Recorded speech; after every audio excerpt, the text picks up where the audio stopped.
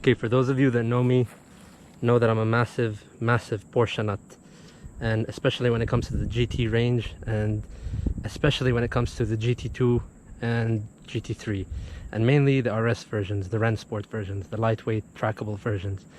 This is the new Gt2 RS Weissach. It's unbelievable. I mean, the amount of power in this thing and the details, the way it's done, Porsche really outdo themselves. I'm not going to really bore you with too much statistics because I do want to drive the car. I do want to get in, kind of get a feel for it. But the things you do need to know, and especially with the Weissach packages, there is a ton of carbon. The hood, the roof, the spoiler, the hood and the roof, you can see this is painted over, the vents and the spoiler. Another thing that I adore, and how they preserve it always with their GT, well, with their RS models, not just the GT, is the fact that everything from the badges, everything is lightweight. It's stickers, on the side it's stickers, there's no emblems, there's always badges. And what I love about it is the fact that it has magnesium wheels. These things are ridiculously expensive and ridiculously lightweight. I think they save about, I don't know how many, 11 pounds or something. I don't know the exact details, but they do save a lot of weight, and they help with the braking, because even though this thing has ceramic brakes, usually braking is just to stop the rotational mass of the wheel. So having a really lightweight wheel actually helps with the performance of the braking. And now it's down to me to try it. So let's see. For me, this is one of my favorite cars ever, literally. The PDK, yeah, I am a big manual fan, but the PDK is just awesome because I'll show you.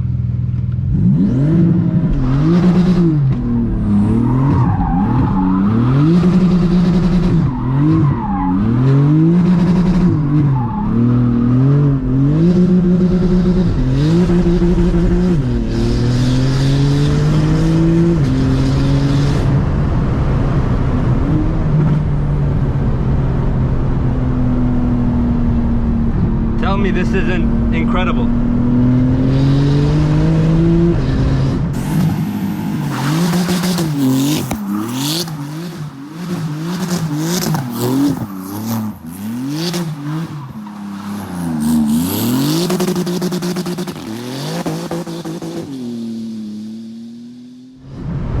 I love the sound of the GT3, but the power and the drive of the Gt2 RS is just insane.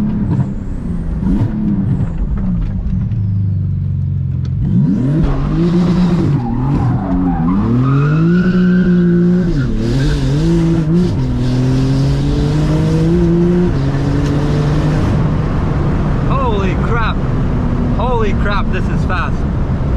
You have to really warm up the brakes. You really have to warm up the brakes. If you go ahead and start driving this car like an idiot, it won't work. You won't stop. It's awesome. Plus, you can shift with this, which is incredible. It is actually a piece of art, this car. The sound, the way it drives, the gearbox, the shifting.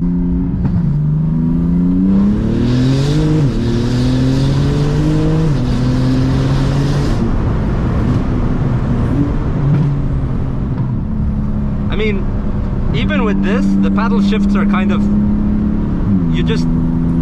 this car is so powerful and so responsive that even this movement to change gears like this, you feel like you're wasting, what's slower than millisecond, microseconds, I don't even know. It's just brilliant, and those Cup 2 tires are phenomenal. I really, really love this car. And I love the fact that this is a private road, so we can really just hammer it.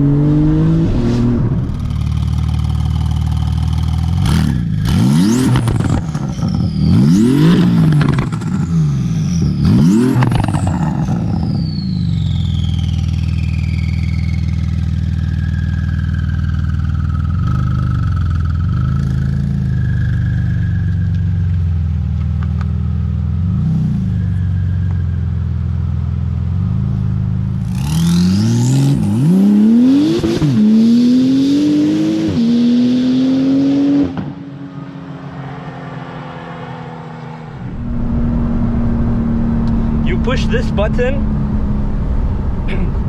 you really have to be awake and be careful.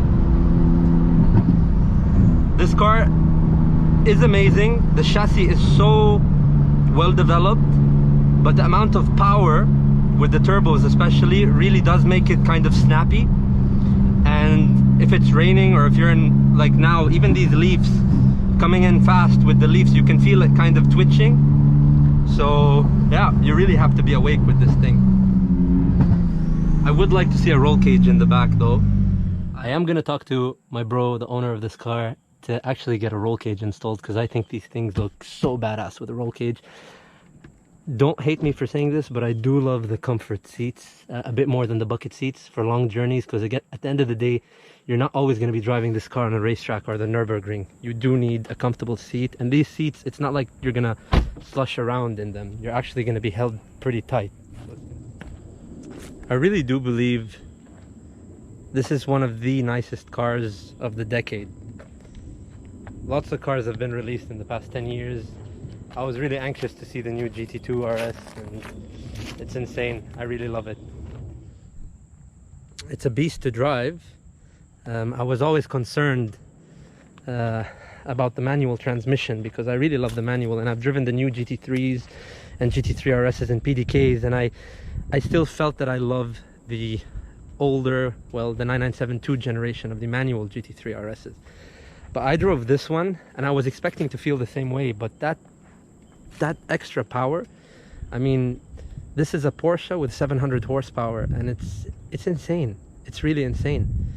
The Cup 2s, like I said, they're so grippy, but with all that power, once you really give it throttle, it doesn't matter what you have. Like I said, it could be bubblegum tires in the back that are super sticky. It's just gonna shred, and I really love it for that, because I love fun cars.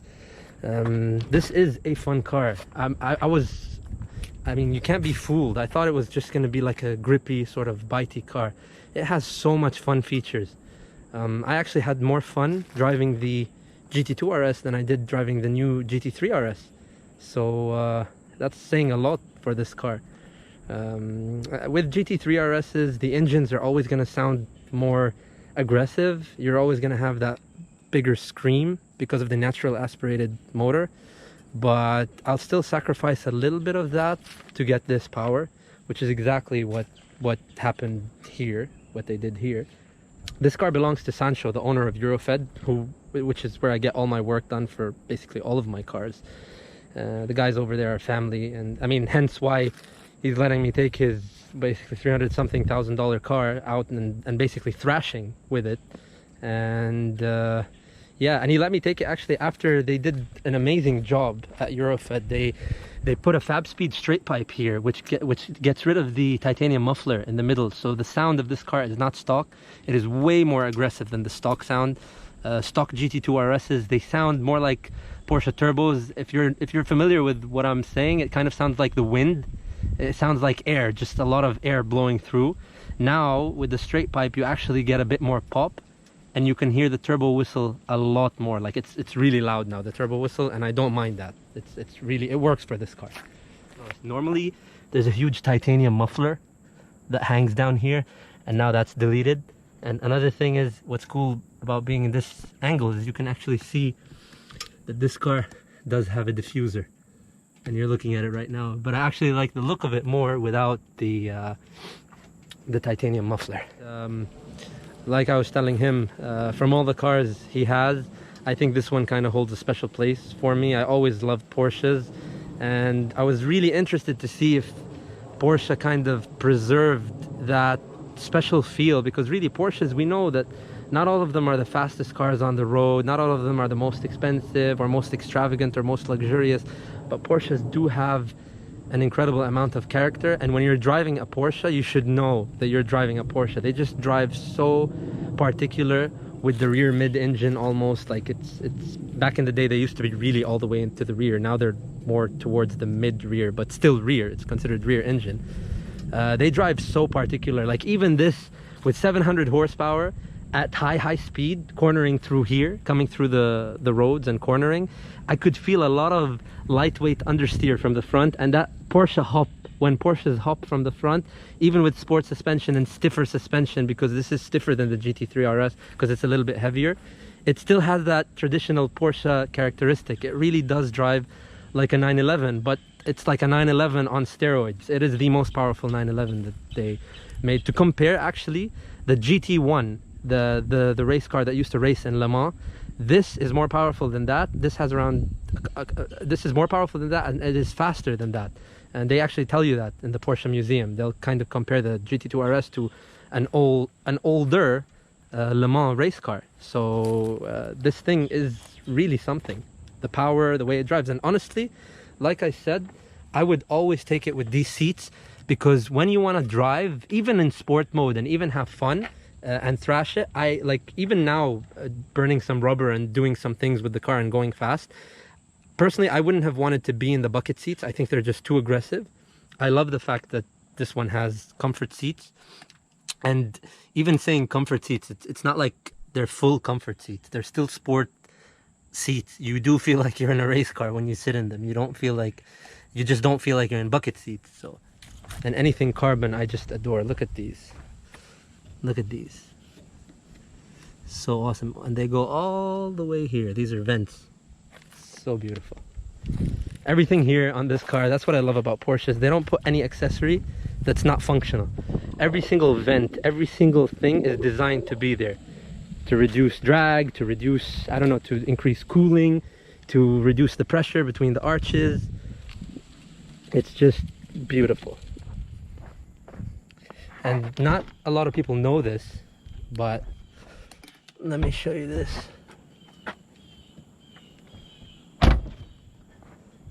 If anyone's familiar with the M4 GTS and how you have to put distilled water to kind of keep the car cool, look how beautiful the carbon is. Look at that. Yeah, so basically with GT2 RS, the new ones, you do have to put distilled water in the front every couple of miles. It's not a big deal. It's kind of like the M4 GTS. It's for the cooling. I think it's a cool feature, especially the way they designed it to be fully carbon with an aluminum cap that says GT2 RS. This hood is so light, or bonnet, as you say in England. Give her a start.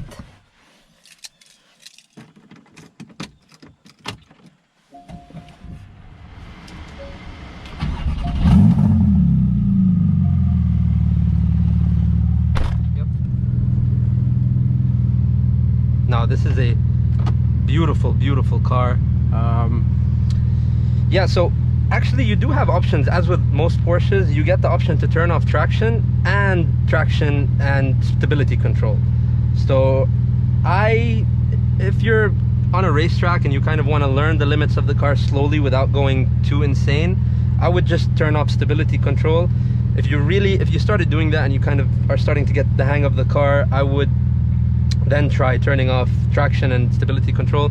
These really aren't made to be used on the road, especially with cars that have power like this. Like, you're talking this and the 720S, for example, they have the same more or less power. You don't really worry about just the road. You worry about having like oil leaks or like patches of water, because you can come from high grip and then go to low grip, and things do really get dicey, especially with the power. I love the fact that Porsche give you the option to put it in manual, and this shifting from here is kind of like the fun factor. It's awesome. I still think shifting from the paddles is the fastest way to go. This one is the most fun, and I love the fact, as you can see, like how I did donuts. When you, for example, I'm gonna put it in manual now. When I push both pedals, it's the first gear over there starts blinking, which means that the clutch is engaged. So it's kind of like dumping the clutch. So I love Porsche for, even though they made the car PDK, they still gave us, like manual lovers, the sensation of dumping the clutch. Yeah, I mean, like I said, for those of you that know me, you know how much I love Porsches, and the RS and the GT and the RS models especially. Comparing this to the manual generation, it still has that character. I love driving the manual GT3 and GT3 RS, but driving the new GT2 this way, the way it's meant to be driven in a way, and kind of exploring the boundaries of the car, I think it's pretty awesome how they made me fall in love with a pedal gearbox. And technically I didn't think I would like it that much, but it does. I mean, with the sensation, you still have the clutch dumping and things like that in the 991 and 9912 GT3s, but I don't know, it feels a lot different having a lightweight Porsche 911 with you with 700 horsepower turbo in the back. It's just insane, because these tires are Cup 2s and they're really sticky, and I did that on very warm tires. So if they were cold tires, it would have spun a lot easier. But because of the power, it doesn't matter what you have in the back. It could be bubblegum slicks and it'll still throw the car sideways. So yeah, a lot of great things to say about this car. I really don't have anything bad to say about this car. This is still one of my favorite cars, this and the manual GT3 RSs. I'll always be a Porsche fan, and I think they did a great job with the GT2 RS. It's brilliant. I don't even mind those fabrics that you open the door with. Yep. I'm really happy to be spending the day with this car, because I am getting to drive her hard and things like that. Getting to analyze basically this car really well, comparing it to other Porsches and things like that from previous generations and from the same generation. It's just really a different level, the GT2 RS. I think comparing this to the older GT2s, I was more impressed than comparing the new GT3s with the older GT3s, if that makes any sense. Especially the RS models, because the GT3 RS in manual, the 9972 generation, I absolutely adored those, and still driving the 991 and the newer models, I didn't feel that I could let go of driving and the driving feel of the older GT3s, even though I know that the newer ones are a lot faster. But with this one, honestly, it really did impress me a lot more.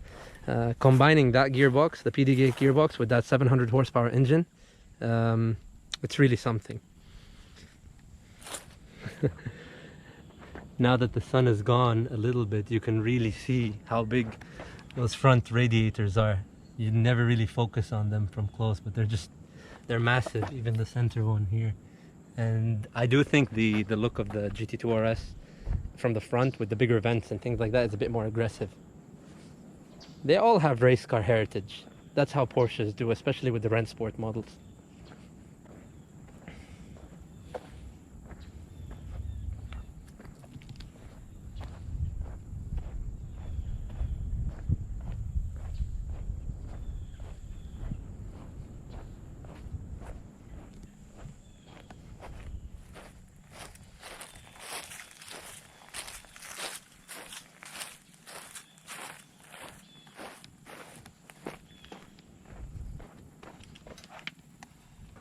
I hope you guys enjoyed this video.